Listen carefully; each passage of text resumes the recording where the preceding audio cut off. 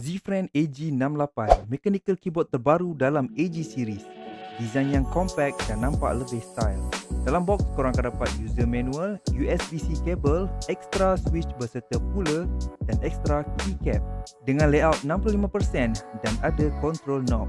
Tak suka keycap yang sedia ada, tukar je dengan keycap yang lain. Lagi best, pakai wired connection, just plug and play. Confirm tak ada delay. RGB light dengan 11 lighting effect. Boleh sesuaikan mengikut mood. Ada backlight dan boleh laraskan ketinggian mengikut keselesaan korang. Jadi kalau korang nak keyboard terbaru yang compact dan nampak style dari Zifriend ni, link ada disediakan.